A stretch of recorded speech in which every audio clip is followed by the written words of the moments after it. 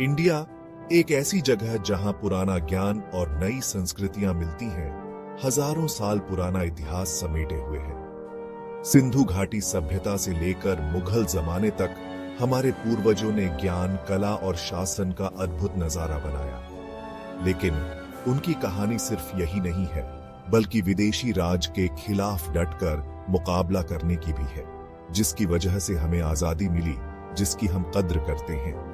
ये लेख भारत की आजादी की जद्दोजहद की उन कहानियों को उजागर करता है जो कम लोग जानते हैं। खास तौर पर 1757 में प्लासी की लड़ाई से लेकर 1857 में पहली आजादी की लड़ाई तक के महत्वपूर्ण दौर को।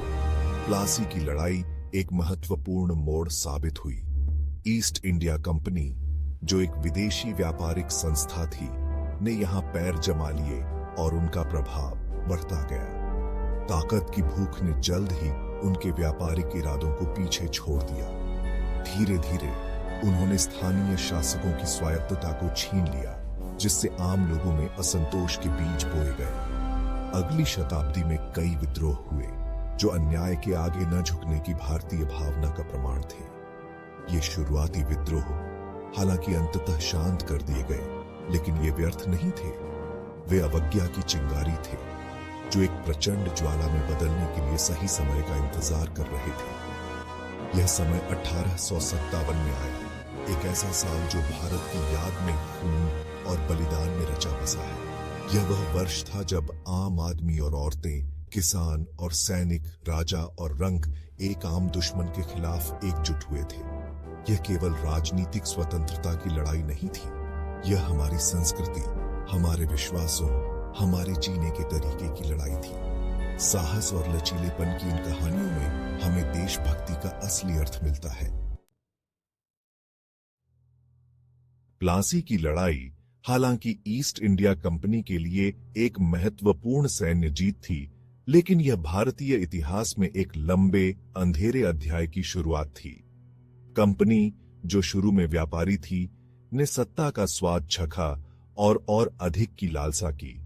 उन्होंने आंतरिक प्रतिद्वंद्विता का फायदा उठाया, कठपुतली शासकों को स्थापित किया और विशाल भूमि को नियंत्रित करने के लिए अपने तरीके से हेरफेर किया। भारतीय समाज का ताना बाना खतरे में था। लालच से प्रेरित कंपनी की नीतियों ने स्थानीय रीति रिवाजों और परंपराओं की अवहेलना की। आम आदमी अत्यधिक करों और भेदभावपूर्ण कानूनों के बोझ तले दब गया।